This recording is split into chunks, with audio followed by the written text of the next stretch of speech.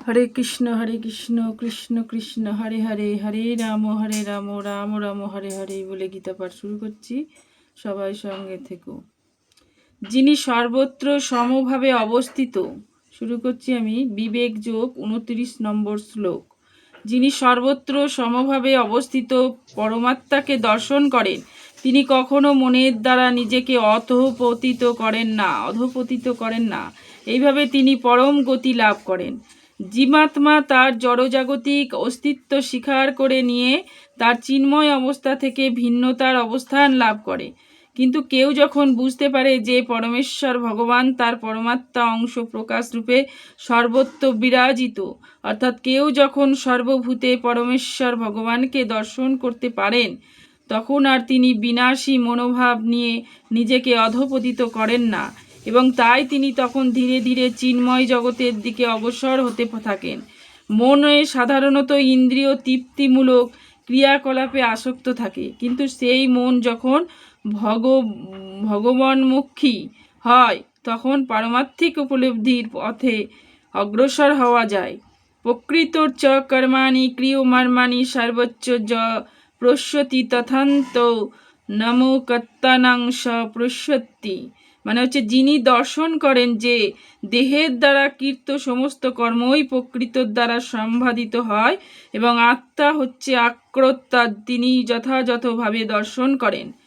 এই দেহটি পরমাত্মার নির্দেশ অনুসারে জড়া প্রকৃতির দ্বারা সৃষ্ট হয়েছে এবং দেহের মাধ্যমে জীব যে সমস্ত কার্যকলাপ করে সেগুলো সে নিজের করে না। সুখ অথবা দুঃখের জন্য সে যাই করুক, প্রকৃতপক্ষে তার দেহের গঠন অনুসারে সেটি করতে সে বাধ্য হয়। আত্মা কিন্তু সর্বদাই এই সমস্ত দৈহিক কার্যকলাপের ঊর্ধ্বে। কারো অতীত বাসনা অনুসারে তার দেহটি দেওয়া হয়েছে। কামনা বাসনা চরিতার্থ করবার জন্য জীব তার জড় দেহ প্রাপ্ত হয়, যার দ্বারা সে কর্ম করে। বস্তুত বলা হয় যে দেহ হচ্ছে একটি যন্ত্র, যা জীবের মনোবাসনা চরিতার্থ করবার জন্য ভগবান বানিয়েছেন। বাসনার ফলে দুঃখ অথবা সুখ ভোগ করার জন্য জীব নানা রকম সংকটপূর্ণ অবস্থাতে পাতিত হয়। কিন্তু জীবের এই দিব্য দৃষ্টি যখন বিকশিত হয়, তখন সে তার দেহের কার্যকলাপ থেকে নিজেকে পৃথক রূপে দর্শন করে, এবং এই দৃষ্টিভঙ্গি যার কাছে, তিনিই হচ্ছেন আসল দ্রষ্টা। যদা ভূত পৃথক গভাম মেকন্ত মনোপৃশ্যতি ততো এব চ বিস্তারং ব্রহ্ম সম্পদাত্তে তদা। যখন বিবেকী পুরুষ জীবগণের পৃথক পৃথক অস্তিত্বকে একই প্রকৃতিতে অবস্থিত এবং একই প্রকৃতি থেকে তাদের বিস্তার দর্শন করেন, তখন তিনি ব্রহ্মভাব প্রাপ্ত হন। কেউ যখন দর্শন করতে পারেন যে জীব তার কামনা বাসনার ফলে রকম জড় দেহ প্রাপ্ত হয় এবং আত্মার থেকে জড় দেহ পৃথক, তখন তিনি কেউ মানুষ নয়, কেউ কুকুর হয়। তখন কি হয়? কেউ দেবতা, কেউ মানুষ, কেউ কুকুর, কেউ বেড়াল ইত্যাদি। কিন্তু এটি হচ্ছে জড় দর্শন, যথার্থ দর্শন নয়। জীবন সম্বন্ধে জড় ধারণার ফলেই এই জড় বিভেদ প্রতিভাব হয়। জড়দেহের বিনাশ হয়ে যাবার পর আত্মা একই থাকে। জড় প্রকৃতির সংস্পর্শে আসার ফলে নানা প্রকার শরীর প্রাপ্ত হয়। কেউ যখন তার দর্শন থেকে, আদি পার্থক্য থেকে মুক্ত হয়ে তার চেতনা তখন পরিশুদ্ধ হয় এবং তিনি তখন তার চিন্ময় স্বরূপে কৃষ্ণ ভাবনা মৃত্যে উন্নতি সাধন করতে সক্ষম হন। তখন তিনি কিভাবে সর্বকিছু দর্শন করেন এবং পরবর্তী শ্লোকে সেটা বর্ণনা করা হবে। অনাদিত্যান্নিগুণাত্মাত পরমাত্মায় ম বাবায় শরীরস্থপি কন্তিও ন করতি ন লিপত্তে।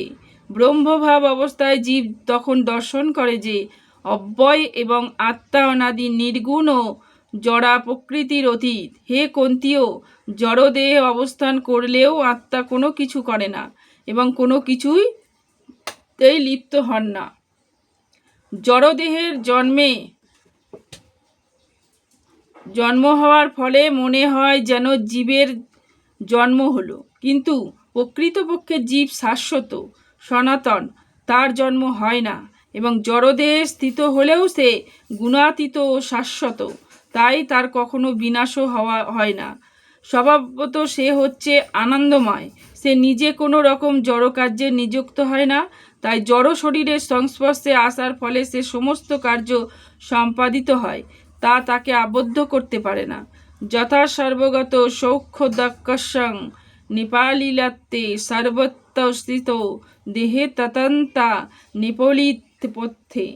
আকাশ যেমন সর্বগত হয়েও শিক্ষতা হেতু অন্য বস্তুতে লিপ্ত হয় না, তেমনি ব্রহ্মদর্শন সম্পূর্ণ জীবাত্মা দেহে অবস্থিত হয়েও দেহ ধর্মে লিপ্ত হন না। জল, কাদা, বিষ্ঠা আদি সব কিছুতেই বায়ু প্রবেশ করে, কিন্তু তা হলেও কোনো কিছুর সঙ্গে বায়ু মিশ্রিত হয় না। তেমনি জীবাত্মা যদি নানা রকম শরীর অবস্থান করে, তবুও তার শিক্ষ্য প্রকৃতির প্রভাবে সে সব কিছু থেকে পৃথক থাকে। তাই জীবাত্মা যে কিভাবে এই শরীরের সঙ্গে যুক্ত থাকে এবং এই শরীরের বিনাশের পর সে যে কিভাবে তা এই শরীরের থেকে চলে যায়, তা জড়চক্ষু দিয়ে প্রদর্শন করা সম্ভব নয়। জড় বিজ্ঞানের মাধ্যমে কেউ তা বিশ্লেষণ করতে পারে না। যথা প্রকাশেত কৃষ্যতং লোকামিমং রবি ক্ষেত্রং ক্ষেত্রী তথা কৃৎস্নং প্রকাশয়তি ভারত। মানে বলছে, হে ভারত, এক সূর্য যেমন সমগ্র জগৎকে প্রকাশ করে, সেই রকম ক্ষেত্রী আত্মা সমগ্র ক্ষেত্রকে প্রকাশ করে। চেতনা সম্বন্ধে নানা রকম মতবাদ আছে। এখানে ভগবদ্গীতায় সূর্যরশ্মির উদাহরণ দেওয়া হয়েছে। সূর্য যেমন এক জায়গায় অবস্থিত কিন্তু তার রশ্মি সারা জগৎকে আলোকিত করেছে, তেমনি সদৃশ্য জীবাত্মা যদি শরীরের হৃদয়ে অবস্থিত, তবু চেতনার দ্বারা সে সমস্ত শরীরকে আলোকিত করছে। এইভাবে আমরা দেখতে পাই যে সূর্যরশ্মি ও আলোক যেমন সূর্যের অস্তিত্বের প্রমাণ, তেমনি চেতনা হচ্ছে আত্মার অস্তিত্বের প্রমাণ। দেহে যখন আত্মা থাকে তখন সারা শরীর জুড়ে চেতনা থাকে, কিন্তু দেহ থেকে আত্মা যখন চলে যায় তখন তার চেতনা থাকে না। সে যে কোনো বুদ্ধিমান মানুষ এটি সহজেই হৃদয়গম করতে পারেন। সুতরাং জড় পদার্থের সমবায়ের ফলে চেতনার উদ্ভব হয় না। চেতনা হচ্ছে জীবাত্মার লক্ষণ। জীবের চেতনা যদি পরম চেতনার সঙ্গে গুণাগতভাবে এক, তবুও তা পরম নয়, কারণ এটি দেহের চেতনা অন্য দেহের চেতনার অংশীদার হতে পারে না। কিন্তু জীবের বন্ধুরূপে যে পরমাত্মা প্রতিটি জীবের দেহে বিরাজ করেছেন, তিনি সমস্ত শরীরের সম্বন্ধে সচেতন। সেটি হচ্ছে বিভু চৈতন্য অনুচৈতন্যর মধ্যে পার্থক্য। ক্ষেত্র গয় রেব মন্তরং জ্ঞান চক্ষুষা ভূত প্রকৃতিমক্ষং চ যে বিদ্যুজান্তি ত পরমঃ। যারা এইভাবে জ্ঞান চক্ষুর দ্বারা ক্ষেত্রজ্ঞের পার্থক্য জানেন এবং জড়া প্রকৃতির বন্ধন থেকে জীবগণের মুক্ত হওয়ার পন্থা জানেন, তারা পরম গতি লাভ করেন। এই 13 অধ্যায়ের মূল কথা হচ্ছে যে ক্ষেত্র মানে হচ্ছে শরীর, ক্ষেত্রজ্ঞ মানে শরীরের মালিক, এই পরমাত্মার মধ্যে পার্থক্য সম্বন্ধে অবগত হওয়া উচিত। 8ম থেকে 12 শ্লোকে বর্ণিত মুক্তির লাভের পন্থা সম্পর্কে অভিহিত হতে হবে, তবেই পরম গন্তব্যস্থলের দিকে অগ্রসর হওয়া যাবে। যে মানুষের হৃদয়ে শ্রদ্ধার উদয় হয়েছে, তাকে সর্বপ্রথম সাধু সঙ্গে ভগবানের কথা শ্রবণ করতে হবে এবং এইভাবে ধীরে ধীরে দিব্যজ্ঞান লাভ করবেন।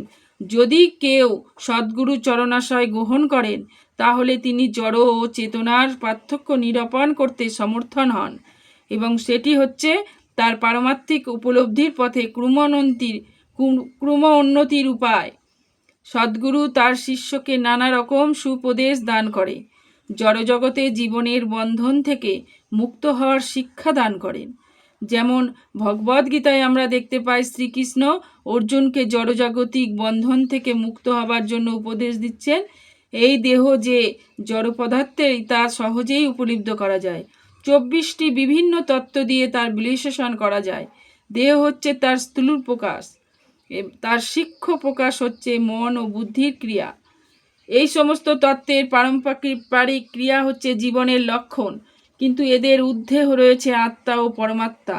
আত্মা ও পরমাত্মা হচ্ছেন দুজন জড়জগতের সমস্ত ক্রিয়া সাধিত হচ্ছে আত্মা, এবং 24টি তত্ত্বের সংযোগের ফলে যিনি আত্মা ও জড় উপাদানের সমবায়কে জড়জগতের কারণ রূপে উপলব্ধ করতে পারেন এবং পরমাত্মার অবস্থান দর্শন করতে পারেন, তিনি চিৎ জগতে ফিরে যাওয়ার যোগ্যতা অর্জন করেন। এগুলি গভীরভাবে মনোনিবেশ ও উপলব্ধ করবার বিষয়ে এবং সকলেরই উচিত সদ্গুরুর কৃপার প্রভাবে এই অধ্যায়কে পূর্ণরূপে উপলব্ধ করা। প্রকৃতি পুরুষ বিবেক যোগ নামক শ্রীমদ্ ভগবদ গীতার 13 অধ্যায় ভক্তি বেদান্ত তাৎপর্য যোগ সমাপ্ত হলো। হরে কৃষ্ণ কৃষ্ণ কৃষ্ণ হরে হরে, হরে রাম রাম রাম হরে হরে। হরি বল হরি বল। এই বলে আজকে আমি গীতা পাঠ এখানেই শেষ করছি। সবাই ভালো থেকো, সুস্থ থেকো। আর আজকের এই 10 মিনিট করেছি, 10-11 মিনিটের গীতা পাঠ শুনে সবার শ্রবণ করা খুব ভালো। সবাই রাধে রাধে বলবে অবশ্যই, ভালো লাগলে কমেন্ট বক্সে রাধে রাধে লিখতে ভুলো না। হরে কৃষ্ণ কৃষ্ণ কৃষ্ণ হরে হরে, হরে রাম রাম রাম হরে হরে। হরি বল।